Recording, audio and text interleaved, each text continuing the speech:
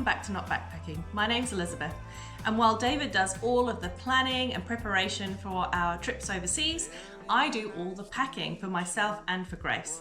David's packing takes about 4 minutes in total, and mine takes a little bit longer than that. I do have a list that I use that I have been using for about 10 years now, and I keep adding to it. But one of the things that I always try to do is have a very small piece of luggage for my hand luggage. A very small backpack that can go under the seat in front of me and doesn't need to go into the overhead locker. I don't want to be getting up and down on the aeroplane just to get out a book to read or a pen if I need it. So my main luggage that goes in the hold is usually about 14 kilos in total. That's all I need for about 3.5 weeks on holiday. And my small backpack attaches to my larger backpack, and I just unzip it when I get to the airport and take that on the plane as hand luggage. So I'm going to talk you through what I pack in my hand luggage for myself and Grace, regardless of how long that plane journey is. So the Osprey Waypoint 65 has this very small backpack that attaches to the main luggage, and I just take this as my hand luggage on the plane, and I can fit everything that I need in here. The excellent thing about it is that there is a pocket on the front. There are 2 pockets on the sides, but they all have covers on them, so it's very difficult for anyone to get into them. But the best thing is that you can't actually get into the main part of the backpack without flipping those handles around and then unzipping it. And there are zipped pockets inside and a Velcro pocket. I generally keep the same things in all the pockets every single time so I can find things easily. So I'll show you what I take in this bag. The first thing I take is a large empty water bottle. I take a little bit inside the bottom on the first leg of our journey before we get to the international departure security, and that's so that I can take any medicine or if anyone gets thirsty. And then I take it through as an empty bottle and refill it before we get on the plane. I also take 2 cereal bars or protein bars, just in case anyone gets hungry. I always dispose of these if we haven't eaten them by the time we get to the country that we're going to, in case they have rules around bringing in food. I also take this picnic set. We have 3 of these. I take 1 just in case you buy food, you take it in the paper bag, and then you get to eat it and you don't have any cutlery provided. We have 1 spoon, 1 fork, 1 knife and chopsticks, so between us we can use this to eat a meal. I also take hand sanitizer. We use everything at the airport that we can, that's available, but this will usually get us through 24 hours while also using what's free in the airport areas. I also take 2 Clippets and 2 sandwich bags plus 1 plastic bag. The Clippets are because we might buy something like chips or sweets and not finish them. Unlikely in our family, but if we don't finish them, we can use a Clippet to keep it secure. Sandwich bags are really useful in case you need to put a small item that's got water on it or been soiled in some way. You can keep it in your hand luggage without any of that escaping into the rest of your belongings. And a larger plastic bag is great in case anyone has an accident of some kind, if somebody vomits, if you need to put all of your dirty clothes into something in your hand luggage, or you end up staying overnight somewhere where you didn't plan to. I take Grace and my own sunglasses in 1 case, and that means that if she needs to wear sunglasses, so do I. This is my comb. This is actually a knit comb from the $2 store or Dollar Tree or store that you would have in your country that's similar. It's excellent for combing your hair, and it's very, very small to carry in your hand luggage. 1 hair tie, always useful. 1 very small nail file. This may seem a little bit indulgent, but actually if you break a nail and it catches on something, you can be in a lot of pain and you have to deal with that for the whole rest of your journey. So I always like to have a very small nail file. I have the screwdriver to fix my glasses or sunglasses if necessary, because I always think that would be very difficult for me as a glasses wearer to be able to find that and communicate that in a foreign language. I also have hand cream. I use this on my hands, on my face, but also in my hair if I just want to feel a bit fresher, and a lip balm. I always like to have a lip balm just because your lips can get quite dry on the plane. Now, I always like to take a good book, but sometimes a good book, this one's quite thin, sometimes a good book can take up too much space in your hand luggage, and I also will only take an actual book if it's a book that I'm willing to leave somewhere else for someone else to read. And I'm not willing to part with this wonderful book, but it's just an example of a book that you could take. It's nice and slim and will be easy to have in your hand luggage. I actually borrow this from the library, take a Kobo with me, and I can just have that wherever I am, and I can read lots of books on holiday without the extra luggage.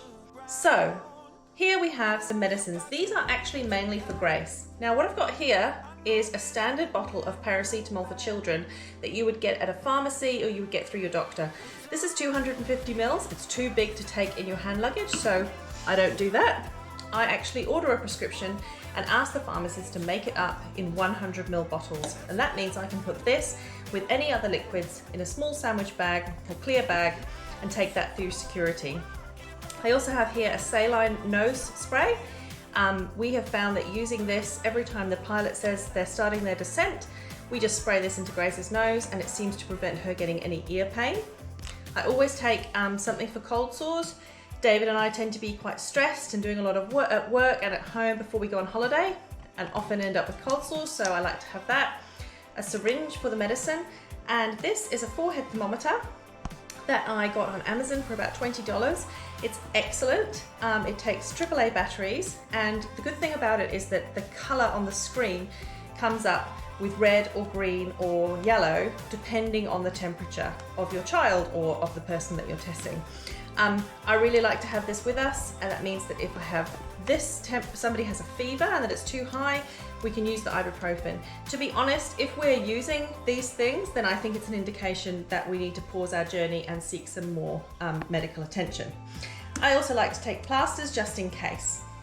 I also take these very old-fashioned looking headphones. I actually got them quite recently, and I particularly ordered them because they just hook over my ear. And they have a standard headphone jack, which is still found in most places in the world. Also, Grace can use these by just hooking them over her ear and they won't be sore for her, which is often the case with children's headphones. And also I find children's headphones are very attractive and, you know, shaped like cats and have disco lights, which is an example of some we have, but they're quite bulky to carry with you. So I think these are really good. I also have a generic charging cord. That means you can plug this USB port into anything really out there at the airport or even on the plane and charge what you need to. I always have a notebook, this is Grace's of course, and 2 pens. We might need a pen to write down a message that we've had on our phones while we're traveling or to fill in landing cards. And I always like to have a notebook just with paper inside. Grace has used this a little bit, so that we can write down anything we need to. We can also play games just with a pen and paper like that. So that's always really useful to have, something very small to carry. Now I have a big problem with nerve pain and migraines. So I have to take a collection of prescription only medication. I always like to carry things that have my name on it as well and the name of my doctor, because with countries that you go to, you just never know what they might think about you carrying things like injectors. I always carry a packet of wet ones. Now it has been known that I have used these to clean my whole body and get changed when David and Grace got to go to the beautiful 5-star international lounge in Hong Kong. My shower was in the public toilets, wiping myself down with these. But these can be really useful if you have sticky fingers or you want to wipe down the tray in the aeroplane or the handles on a seat or anything like that, or just cleaning dirty faces really. I always carry a spare outfit for Grace and a spare outfit for me. Usually very small things and always containing one really warm merino. Merino, this is New Zealand merino. Merino is very thin and very, very lightweight, but also incredibly warm and doesn't really start to smell if you're wearing it in a hot country as well, or wearing it for multiple days if that's what you need to do. So I always carry an outfit for each of us. It may be that something happens and we need to change our clothes. It may be that we end up staying overnight somewhere due to a delay and we hadn't planned it. Or even if your luggage is lost, you can get to your hotel, have a shower and get changed into clean clothes and feel like a new person. Coming up to our final things now, I never take my wallet on holiday. I only ever take my 2 bank cards, my driver's license, my car key and my house keys. And this is really in case David and I somehow something happens and we're separated and I need to come home on my own quickly, and he does the same thing. Always have a car key and a house key and important identification and also bank cards. I carry those inside my hand luggage on our way to our destination, and then I transfer them to this bra wallet while we're actually walking around. And I can just attach this and then tuck it into a place I'll let you imagine, and have all my valuables plus any cash. I also have a backup on here as well, attachment, so that I can have it attached in 2 ways, just in case one of those breaks. Got my mobile phone, of course, and then the last thing that I have is a pair of circulation socks. I have really terrible circulation and get swollen legs on the plane, so I have these very attractive circulation socks that I always have with me. So that is everything that I take in my hand luggage, regardless of how long the journey is. This would be about a 24-hour journey, and I would just have these things with me. Let's pack. Your test. Don't be hasty, pretty mama, I can't let you down. Oh, you got your back to back. That's when I gotta win you back. Hi everyone, don't forget to like and hit that subscribe button.